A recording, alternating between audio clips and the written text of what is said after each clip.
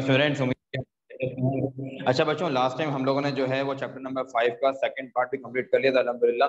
Equilibrium वाला part भी बिल्कुल कंप्लीट हमारा हो गया था। तो आज हम लोग जो है इस चैप्टर का आखिरी पार्ट करने लगे हैं, जो कि एंगुलर मोमेंटम है।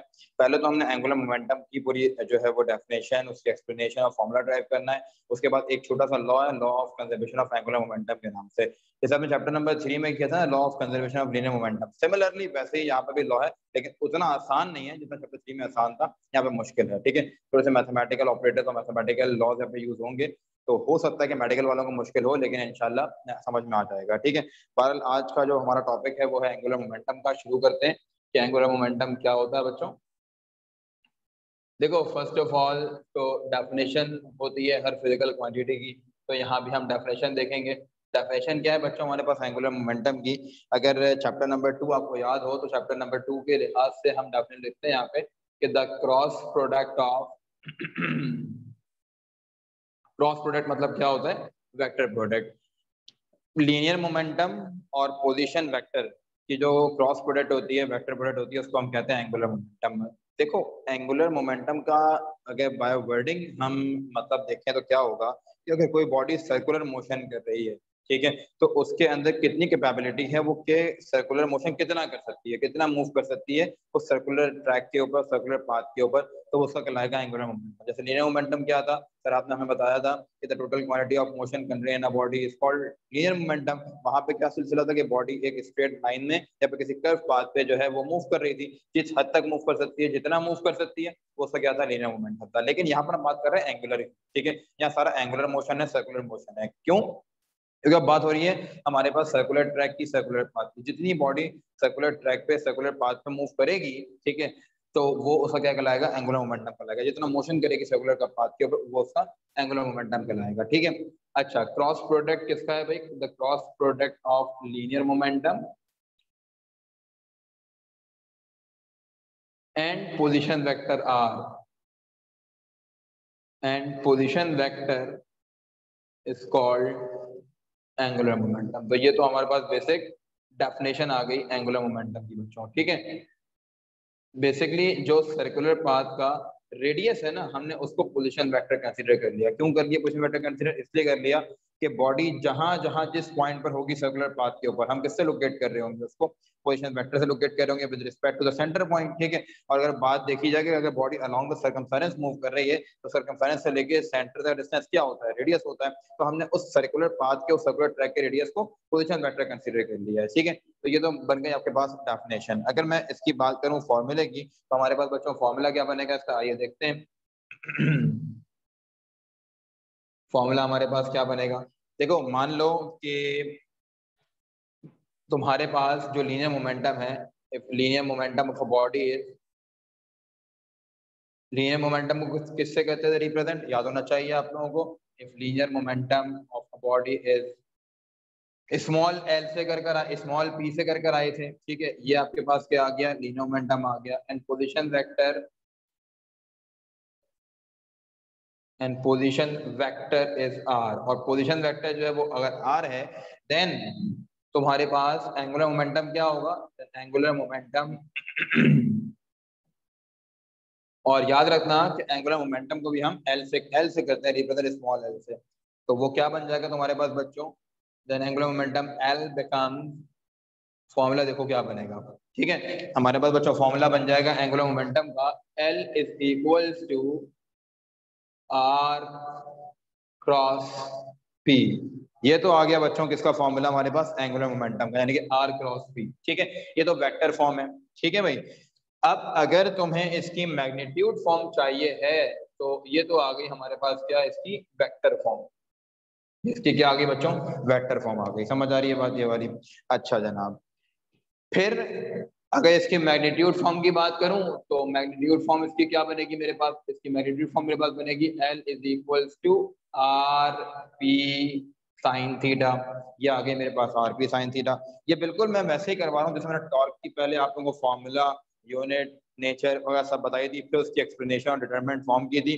सिमिलरली एज इट इज हम इसमें भी ऐसे ही करेंगे, ठीक है।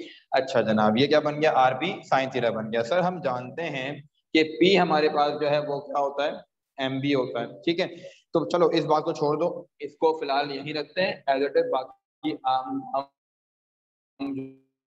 जो है अब आ गया बच्चों हमारे पास इसका, हमारा पास आ गया L equal to r p sine theta. ठीक है, ये वाली बात समझ में आ गई। इसका एक और फॉर्मूला भी होता है, अगर मोमेंटम की वैल्यू में पुट कर दूं यहाँ पर तो ये वाला काम एक्सप्लेनेशन में करवाऊंगा, ज्यादा अच्छा लगेगा वहां पर। फिर आओ तुम लोग इसके यूनिट के ऊपर के बच्चों का यूनिट क्या बनेगा, यूनिट देखते हैं। आइए यूनिट हमारे पास क्या होगा इसका, देखो यूनिट कैसे निकालते हैं, आइए यूनिट निकालना सिखाएं आपको। फर्स्ट ऑफ ऑल इसका एसआई यूनिट हमारे पास होता है, the SI unit of angular momentum is, angular momentum का जो ऐसा यूनिट बच्चों हमारे पास है वो क्या है, जूल सेकंड। क्या होता है बच्चों को, जूल सेकंड होता है, जे इंटू एस। ठीक है सर, अगर बाय फॉर्मूला हम गौर करें तो जो हमारे पास मोमेंटम था, मोमेंटम का फॉर्मूला था हमारे पास न्यूटन मीटर। क्या फॉर्मूला था मोमेंटम का, न्यूटन मीटर, क्योंकि क्या था, मास इनटू वेलोसिटी।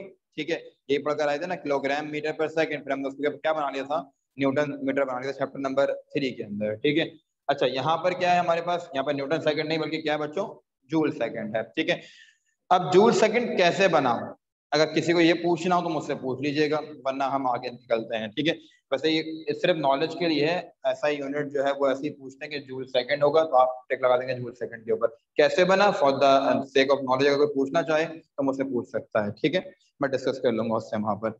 अच्छा जनाब, फिर चलिए आगे, यूनिट के बाद नेचर की बात करते हैं। तो नेचर में जनाब हम क्या लिखेंगे,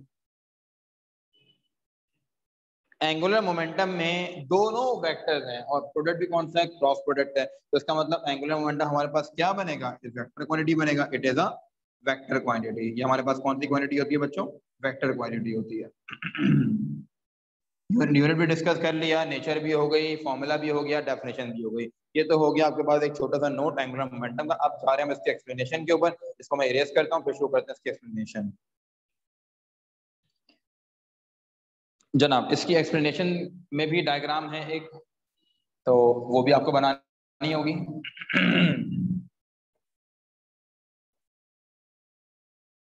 जनाब हेडिंग डालेंगे एक्सप्लेनेशन की, फिर बात शुरू करेंगे आगे। देखो एक बॉडी कंसीडर की, हमेशा की तरह consider a body of mass m,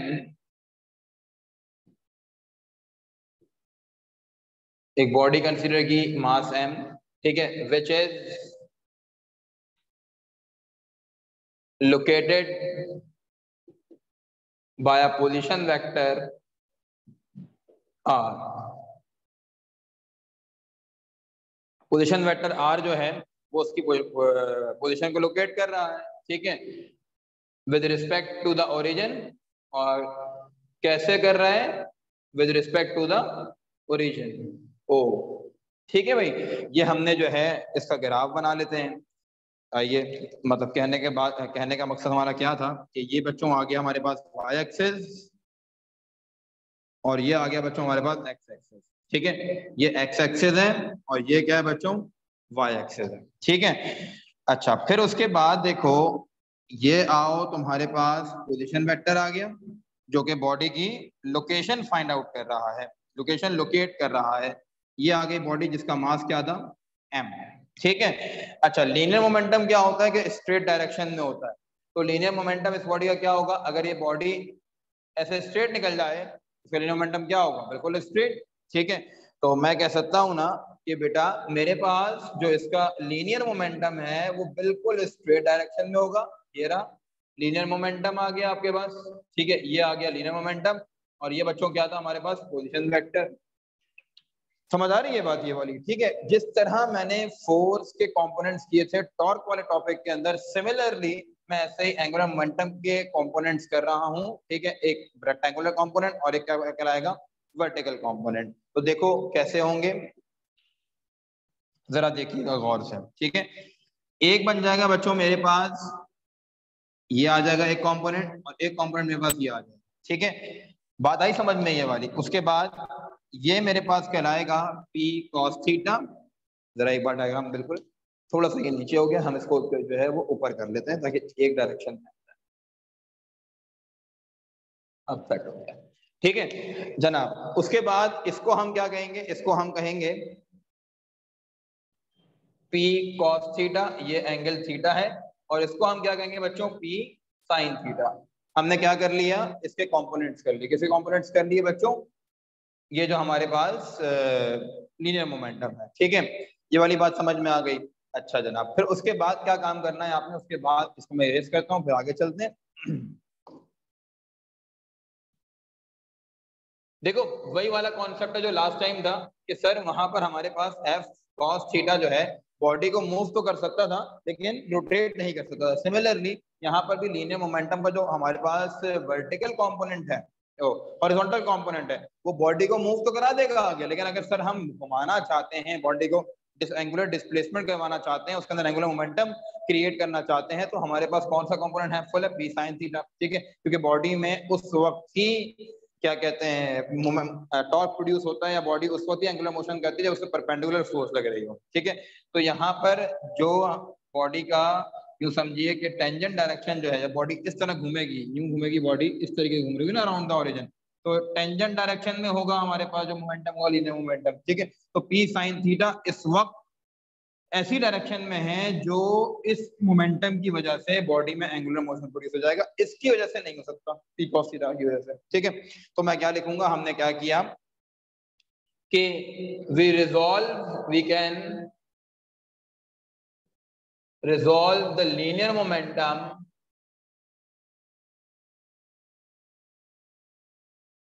P into two components, हमने टू कॉम्पोनेंट्स में रिजॉल्व कर दिया, ठीक है। और टू कॉम्पोनेंट्स कौन कौन से थे हमारे पास, that is P sine theta and P cos theta, ये हमारे पास दो कंपोनेंट्स बन गए, ठीक है। फिर क्या लिखो, फिर क्या करोगे भाई, P cos थीटा जो है, P cos theta can move the mass but can not rotate it, can move the mass but can not rotate it, उसको घुमा नहीं सकता ना, जबकि घुमाएगा कौन, while P sin theta can rotate the body, ठीक है। ये इसकी वजह से बॉडी क्या होगी हमारे पास, घूम जाएगी, ठीक है। अब जब इसकी वजह से बॉडी घूम जाएगी तो सर मतलब ये हुआ कि हमारे पास जो एंगुलर मोमेंटम का फॉर्मूला बन गया, इसकी वजह से वो ये बन गया L is equals to r p sine theta, ठीक है, क्योंकि पी कॉस थीटा जो है वो अलोंग द पोजीशन वेक्टर है, वो बॉडी को नहीं घुमा सकता, ठीक है। P sine theta is helpful to rotate the body, ठीक है। अच्छा जनाब, ये वाली बात भी समझ में आ गई, L equal to r p sine theta हो गया, ठीक है भाई। अच्छा उसके बाद देखो, एज वी नो दैट, हम क्या जानते हैं भाई, एज वी नो दैट, बल्कि एक काम करते हैं पहले, इससे पहले एक काम ये करते हैं कि इसकी वेक्टर फॉर्म लेते हैं, फिर काम करते हैं आगे वाला। देखो इसको मैं लिख सकता हूँ ना इस तरीके से, इसको हम लिख सकते हैं इस तरीके से कि L is equal to vector form के अंदर R क्रॉस P, ये फॉर्मूला ऐसे बना था, तो लास्ट में मैंने फॉर्मूला तुम लोगों को लिखवाया है ये, ठीक है। L equal to R cross P बन गया फॉर्मूला, एक फॉर्मूला तो ये आ गया। अब इसके रिस्पेक्ट से मैं फिर लिख सकता हूँ कि एज वी नो दैट, हम क्या जानते हैं भाई, हम जानते हैं कि P इज इक्वल्स टू क्या होता है, mv, यानी कि मास इनटू वेलोसिटी। फिर क्या हो जाएगा, जब मास इनटू वेलोसिटी होता है देन हमारे पास हम ये कह सकते हैं ना कि L इज इक्वल्स टू, इसकी क्या आ गया, r m v sine theta, ठीक है। R क्या है, position vector, V velocity, M body का मास, तो M मास जो स्केलर क्वांटिटी है, ठीक है।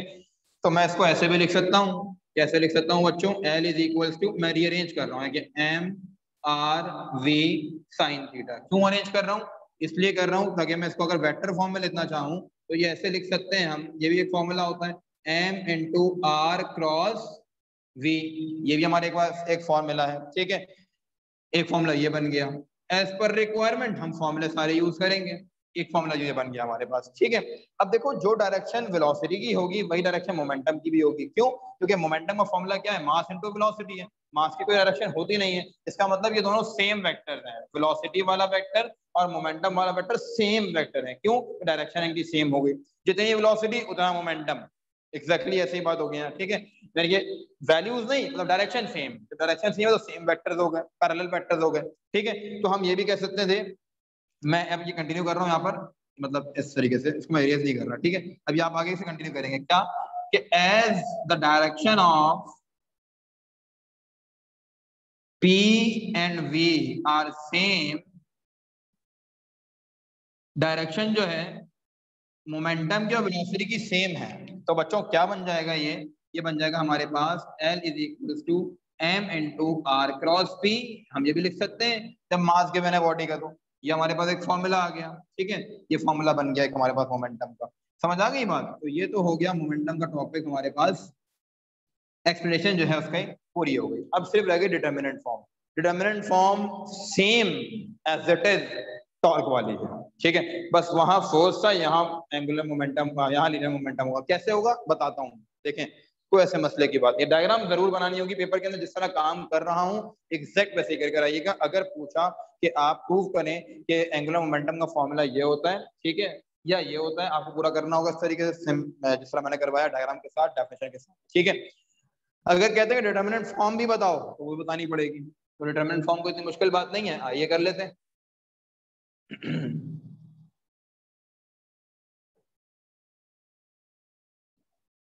इसलिए सारी चीजें मैं साथ साथ बोलता भी रहता हूँ, ताकि आप लोगों को अगर कहीं भी ब्लर आ रहा हो कोई भी लाइन, तो आप लोगों को मेरी डिक्टेशन से, मेरी वॉइस से जो है वो क्लियर हो जाए कि सर ये वाला वर्ड जो है यहाँ पर। और अगर नहीं भी हो, उससे भी क्लियर ना हो, तो सबसे आसान तरीका ये है, उसका आप स्क्रीनशॉट तो ले सकते, मुझसे पूछ लीजिएगा ऑडियो में कि सर फला लेक्चर में हमें फला चीज क्या लिखी थी, मैं बता दूंगा आप लोगों को। देखिए जितना ज्यादा कोऑर्डिनेट करेंगे टीचर के साथ, उतनी अच्छी पढ़ाई हो सकती है। ऐसी कोई बात नहीं है कि नहीं सर ऑनलाइन पढ़ाई नहीं होती है, रिकॉर्डिंग में समझ में नहीं आता, नहीं बेटा सब भी नहीं है, ठीक है। तो लाजमी तौर पे आप जितना पूछेंगे टीचर उतना आपको जवाब देगा, सही है। नहीं पूछेंगे टीचर के मतलब टीचर जवाब ही नहीं देगा आप लोगों को। तो ग्रुप पे काइंडली एक बच्चा पूछ ले, ताकि कलेक्टिवली सबको जनाब जो है सारी बातें पता चल जाए, ठीक है। 12 डिटर्मिनेंट फॉर्म पर आओ। इसके बाद हमारा सिर्फ रह जाएगा chapter number 9, determinant form. Determinant form में कैसे लिखेंगे हम कि if x, y, z are the coordinates of, if x, y, z are the coordinates of position vector r, and px, py, pz are the components of p,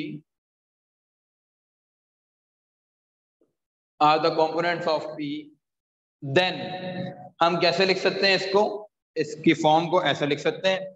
देखो भाई क्या हो जाएगा हमारे पास, ये r बनेगा एक्स आई प्लस वाई जे plus Z के। फिर p की बारी आएगी, p में क्या होगा, p एक्स आई, p वाई जे और p जेड के, सही है। तो फॉर्मूला तुम कैसे लिख सकते हो, फॉर्मूला लिख सकते हो कि r cross p is equals to I J K, ठीक है। r की वैल्यू हमारे पास x y z, यहाँ पी एक्स, यहाँ पी वाई, पी जेड। और अगर मास भी गिवन हो, अगर मास भी गिवन हो, ठीक है, तो यहाँ से हमारे पास जो आंसर आएगा ना, ठीक है, इस डिटरमिनेंट को डिटरमिनेंट को सॉल्व करने जो आंसर आएगा उसको आप मास की वजह से मल्टीप्लाई करते हैं, सिंपल इज दैट, ठीक है।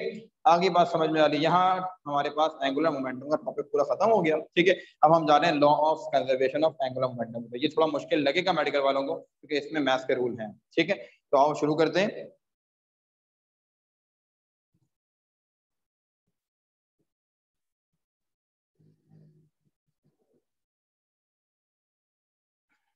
अच्छा जनाब, law of conservation of angular momentum paper के लिहाज से इस चैप्टर से बनने वाला लॉन्ग सवाल हो सकता है, अब जो करने लगा हूं, ठीक है। इसके में इस चैप्टर में से न्यूमेरिकल सब हैं इसके पास, लेकिन आता सिर्फ एक ही है, लेटर वाला न्यूमेरिकल आता है। वो भी बच्चे जो है चॉइस पर रखते हैं कि अगर हमारे पास कोई सवाल फंस रहा हो तो फिर हम वो कर लें, ठीक है। आना चाहिए आपको, करवाऊंगा भी मैं आप लोगों को कि आप लोगों के पास अगर 5 सवाल पूरे नहीं हो रहे होंगे सेक्शन बी में, तो आप लोगों को फिर कर लीजिएगा। अदरवाइज मेरी फुल रिकमेंडेशन ये है कि उसको फिर फर्स्ट अटेम्प्ट में मत रखिएगा चैप्टर 5 के न्यूमेरिकल्स को, क्योंकि लेंथी सवाल है, ठीक है, और टाइम बीइंग क्वेश्चन है, तो इसलिए नहीं रखिएगा अपने फर्स्ट चॉइस के अंदर। हाँ, अगर आपसे कोई 5 सवाल पूरे नहीं हो रहे हैं तो तब तो आप बिल्कुल अटेम्प्ट करें, जाहिर है आपको 5 सवाल सेशन में पूरे करने हैं, लेकिन इंशाल्लाह इसके वगैरह ही हो जाएंगे आपके सवाल। जो कुछ करवाया है, जो कुछ बताया है, उसी की तैयारी करेंगे तो आराम से इंशाल्लाह सब कुछ हो जाएगा। और जो हजरत अब तक जो हैं वो इस गलतफहमी का शिकार हैं कि पेपर नहीं होंगे, भाई ऐसा कुछ नहीं है। एडमिट कार्ड का नोटिफिकेशन आ गया है, law of conservation of angular momentum बच्चों हम शुरू कर रहे हैं।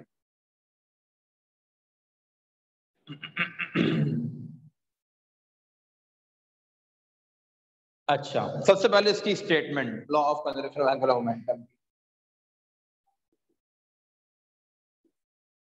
क्या स्टेटमेंट होगी? जैसे कि वहां स्टेटमेंट थी, आपको याद होगा चैप्टर 3 के अंदर, यही स्टेटमेंट यहां भी है कि द एंगुलर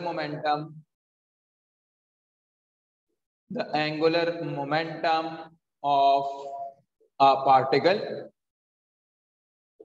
और सिस्टम ऑफ पार्टिकल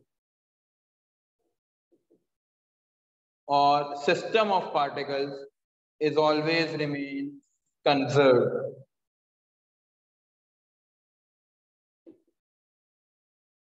कंजर्व कह लें या कांस्टेंट कह लें, एक ही बात है, ठीक है। तो ये तो हमारे पास एंगुलर मोमेंटम की स्टेटमेंट आ गई है कि एंगुलर मोमेंटम किसी भी आइसोलेटेड सिस्टम में किसी पार्टिकल का एंगुलर मोमेंटम या सिस्टम ऑफ पार्टिकल्स का एंगुलर मोमेंटम हमेशा कांस्टेंट होगा। और कब होगा? उस वक्त होगा कि सर जब बॉडी इक्विलिब्रियम में हो। अच्छा, इक्विलिब्रियम से मुराद क्या है? देखो, कड़ी से कड़ी जुड़ी है, मतलब क्या कि अगर बॉडी इक्विलिब्रियम में है, इक्विलिब्रियम कौन से इक्विलिब्रियम के अंदर? इक्विलिब्रियम में रोटेशनल इक्विलिब्रियम कर रही है, सेकंड कंडीशन को बॉडी सेटिस्फाई कर रही है, इसका मतलब अगर टॉर्क जो है वो बराबर है किसके? कांस्टेंट है टॉर्क या जीरो है टॉर्क, ठीक है, तो हमारे पास law of conservation of angular momentum जो है वो अप्लाई हो जाएगा, ठीक है, उस पर एप्लीकेबल हो जाएगा। तो मतलब क्या होगा? एंगुलर मोमेंटम भी चेंज नहीं हो रहा होगा। टॉर्क कांस्टेंट है, टॉर्क चेंज नहीं हो रहा, तो एंगुलर मोमेंटम चेंज नहीं हो रहा, क्योंकि टॉर्क पे ही डिपेंड करता है एंगुलर मोमेंटम। अब कैसे, जरा भी आओ देखते हैं यहाँ पर ना, ठीक है। अच्छा जनाब, तो आइए एक्सप्लेनेशन में शुरू करते हैं इसकी explanation.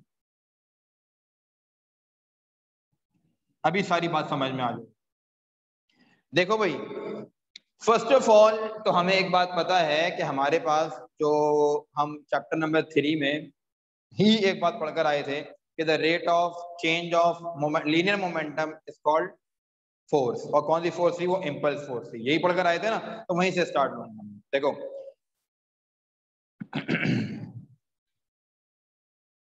as we know that, ऐसे start, as we know that the rate of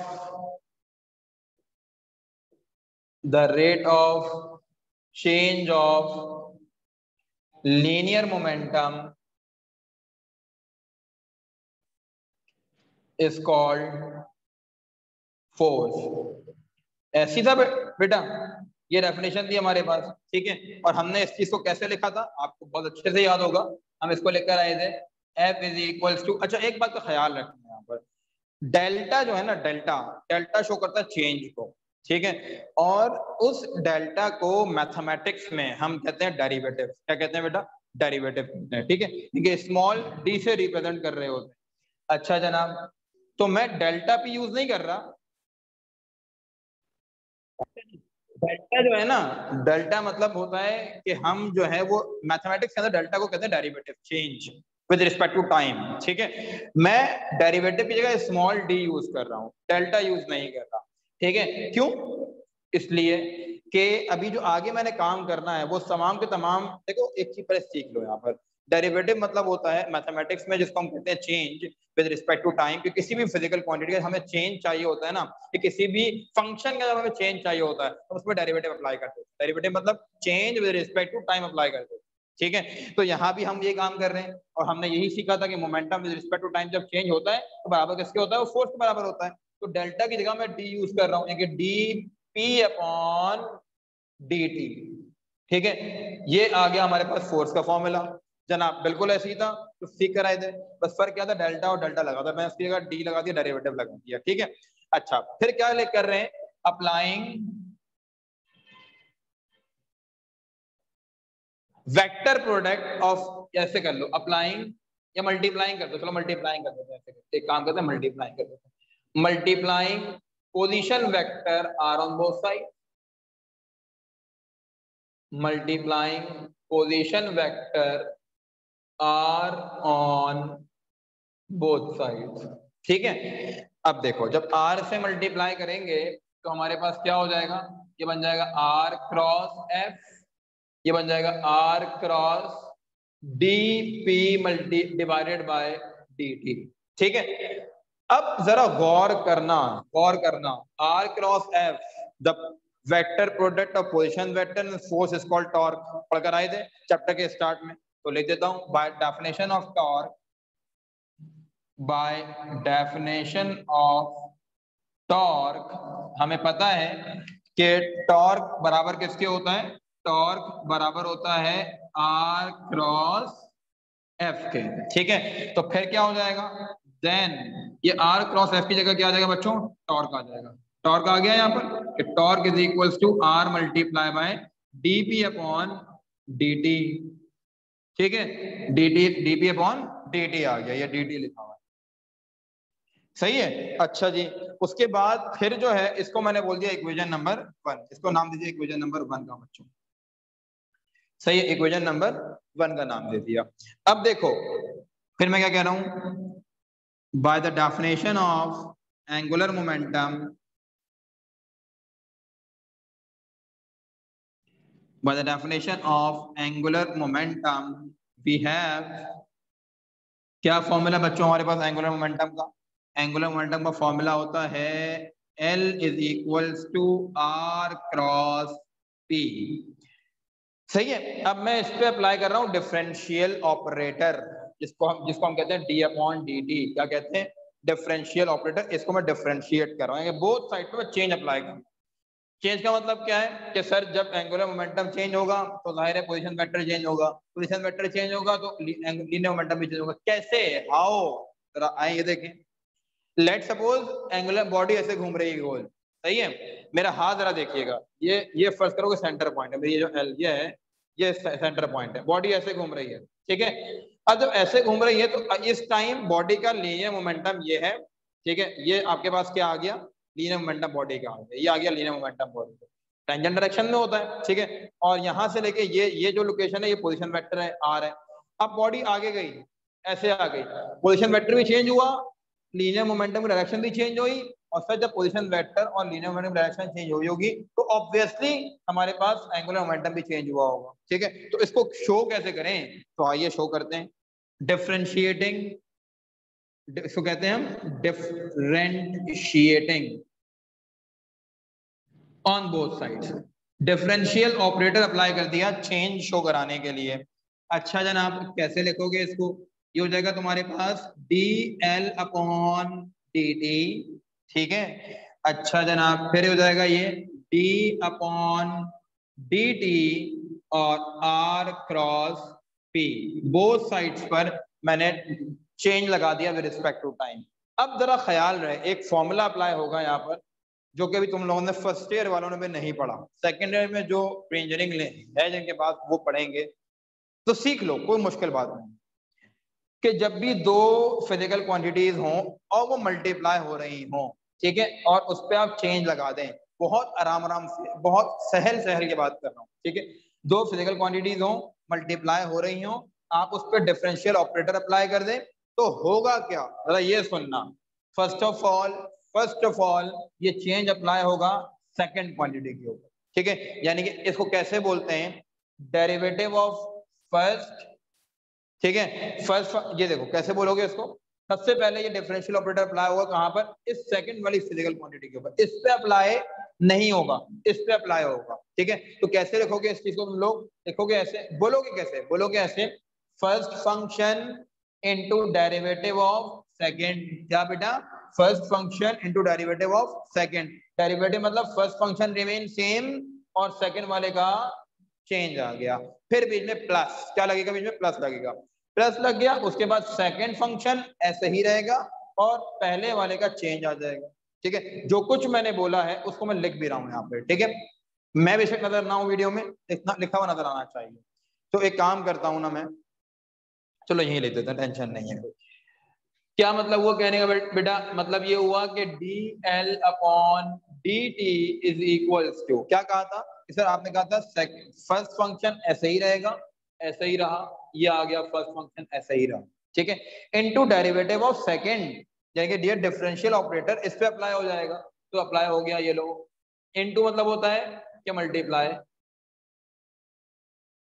तो ये बन गया बच्चों D p upon d T, फिर बीच में प्लस आ गया, फिर सेकंड फंक्शन यानी जो सेकंड फिजिकल क्वांटिटी है वो ऐसे ही रहेगी, ये आ गया, और उस पहले वाले पे चेंज अप्लाई हो जाएगा, multiply by D r upon d T, ये बेसिकली फॉर्मूला खोला है मैंने, ठीक है, फॉर्मूला की इवेल्युएशन करवाई है, फॉर्मूला ओपन किया है यहाँ, first function into change of second, second function into change of first, ठीक है, ये अप्लाई किया है।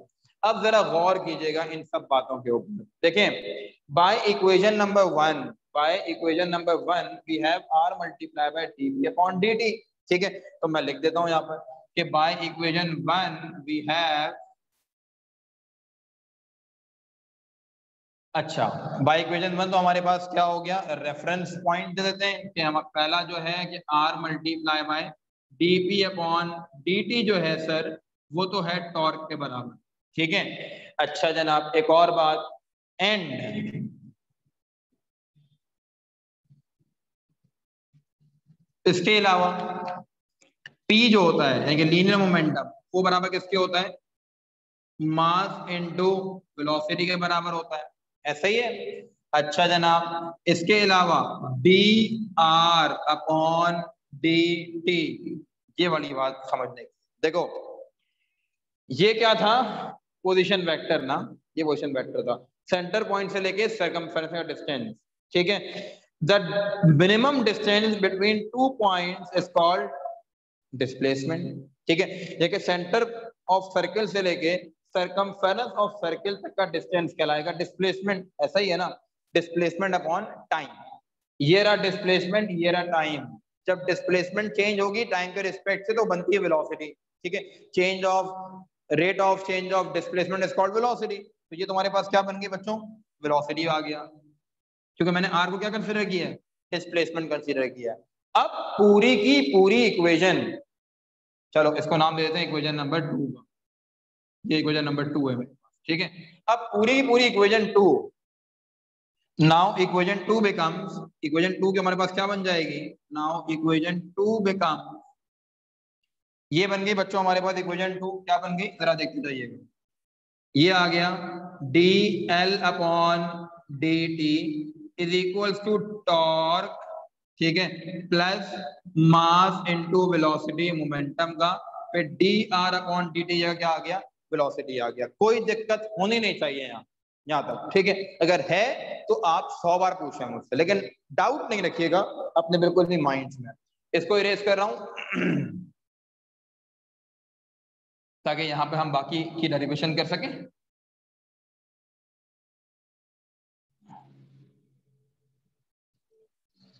देखिए भाई उसके बाद अब क्या हुआ जरा गौर करना, मैं ये है velocity into velocity, chapter number 2 में जब वेक्टर प्रोडक्ट पढ़ रहे थे तो वहां पे प्रॉपर्टीज पढ़कर आए थे कि the vector product of two same vector is equal to 0, ठीक है, हम ये प्रॉपर्टी पढ़कर आए थे, वहां पर क्या प्रॉपर्टी पढ़कर आए थे, कि पढ़कर आए थे कि सर जब दो सेम वेक्टर्स का वेक्टर प्रोडक्ट होता है तो आंसर क्या आता है, 0 आता है, तो इसका मतलब सर हमारे पास ये बन गया d l upon d t is equals to torque plus 0, तो और इसको हम ऐसे कह सकते हैं कि d l upon d t is equals to torque. मैंने कहा था आपसे कि जब भी किसी आप फिजिकल क्वांटिटी को टाइम से रिलेट करवाते हो तो नहीं एक फिजिकल क्वांटिटी जनरेट हो जाती है, अगर नहीं याद दोबारा सुनो, सबसे पहले जब तुमने डिस्टेंस को टाइम से करवाया तो स्पीड बन गया, डिस्प्लेसमेंट टाइम से करवाया तो वेलोसिटी बन गया, वेलोसिटी को टाइम से करवाया तो एक्सीलरेशन बन गई, ठीक है, इसी के काम करते हुए आ रहे हो, वर्क को टाइम से करवाया तो पावर बन गई, और इसके अलावा अभी पढ़ कर आए हो फिर क्या कि मोमेंटम को करवाया, एंगुलर मोमेंटम को टाइम से तो फोर्स बन गई, ठीक है, अब यहाँ पर क्या है कि एंगुलर मोमेंटम को करवा रहे हो टाइम से तो टॉर्क बन गया, एक और डेफिनेशन मिल गई, the rate of change of angular momentum is called torque, the rate of change of angular momentum is called torque. ये डेफिनेशन है, लिखी हुई मिलेगी बहुत सी जगह पर तुम लोगों को ये डेफिनेशन, ठीक है। अच्छा, अब कह रहे हैं कि अगर बॉडी इक्विलिब्रियम में है, क्या कहते हैं, अगर बॉडी जो है इक्विलिब्रियम में है, if a body is in equilibrium, तो अभी हम पढ़ कर आए थे कंडीशन ऑफ इक्विलिब्रियम में कि the sum of all torque acting on a body is equal to 0। तो इसका मतलब मैं कह सकता हूं ना कि टॉर्क तो 0 के बराबर हो जाएगा। टॉर्क किस बराबर हो जाएगा? 0 के बराबर, ठीक है। जब टॉर्क 0 के बराबर हो गया तो बच्चों ये हमारे पास क्या बन गया, dl/dt इज इक्वल टू 0, ठीक है। यानी कि वो चेंज आ ही नहीं रहा, चेंज तो खत्म हो गया, 0 है टॉर्क, टॉर्क 0, तो एंगुलर मोमेंटम चेंज ही नहीं हो रहा, कांस्टेंट वैल्यू आ गई है, ठीक है। जब कांस्टेंट वैल्यू आ गई तो हमने क्या किया, हम इसको लिख सकते हैं इस तरीके से कि और angular momentum is equal to constant, ठीक है। कांस्टेंट वैल्यू आ गई। अच्छा कैसे आई ये भी सुन लो, चलो फिर पूछोगे सर कैसे हो गया ना, तो ये बता ही दूं कैसे कैसे आया। आ जाओ देख लो कैसे आया। कि तुम्हें पता है कि जब तुम्हारे पास कि कंप्यूटर में वायरस आ जाता है तुम एंटीवायरस यूज करते हो, मैथमेटिक्स में जब तुम्हें लॉग खत्म करना होता था तुम एंटी लॉग यूज करते थे, करप्शन कहीं हो रही है एंटी करप्शन यूज की जाती है, कहीं रस्ट जंग लग गया तो एंटी रस्ट यूज किया जाता है, आपके जिसम में बायोटिक्स आ गए आप एंटीबायोटिक्स यूज करते हैं, ऐसा ही है। यहाँ कौन लगा हुआ है, डेरिवेटिव यानी कि डिफरेंशियल ऑपरेटर, चेंज, ठीक है, विद रिस्पेक्ट टू टाइम, मुझे इस चेंज को खत्म करना, ठीक है। इसका नाम क्या है, डेरिवेटिव, तो हम यूज करेंगे एंटी डेरिवेटिव यानी कि टाइम को खत्म करने वाला, ठीक है, चेंज को खत्म करने वाला, तो क्या कहलाएगा, वो एंटी डेरिवेटिव कहलाएगा। और एंटी डेरिवेटिव का नाम होता है इंटीग्रेशन। छोड़ दो, इतनी मुश्किल बात नहीं करते, मैं यहाँ लिख रहा हूँ कि taking integral on both sides, integral मतलब होता है कि anti derivative on both sides, ठीक है। यहाँ पे हम क्या ले रहे हैं, तो इंटीग्रल का वर्ड यूज भी नहीं कर रहा, लिख देता हूँ taking anti derivative on both side, सिर्फ सिखाने के लिए कि ये कैसे खत्म हुआ, ऑन बोथ साइड्स। जब आपने एंटी डेरिवेटिव ले लिया, ठीक है, तो अब यहां देखना जरा। ये तो हो गया होगा खत्म, इस पे लग गया होगा एंटी डेरिवेटिव, खत्म हो गया, सही है। जब ये खत्म हो गया तो ये क्या बन गया, हमारे पास सिर्फ एल रह गया, एंटी डेरिवेटिव मतलब डेरिवेटिव को कैंसिल कर दिया, ये इसको इसने खत्म कर दिया, ठीक है। जब खत्म कर दिया एंटी डेरिवेटिव ने, और कांस्टेंट का चेंज और जीरो का चेंज हमेशा बराबर होता है, जीरो का चेंज या किसी भी नंबर का चेंज, किसी भी कांस्टेंट नंबर का पे चेंज, सॉरी चेंज नहीं बोल रहा मैं, बोल रहा हूँ कि किसी भी कांस्टेंट नंबर का एंटी डेरिवेटिव हमेशा क्या लिखते हैं हम, कांस्टेंट लिखते हैं, ठीक है। किसी भी नंबर का एंटी डेरिवेटिव हमेशा कांस्टेंट से लिखा जाता है। तो ये बात हमने प्रूव कर दी कि angular momentum is remains constant. क्या लिखोगे यहाँ पर, इट इज प्रूव दैट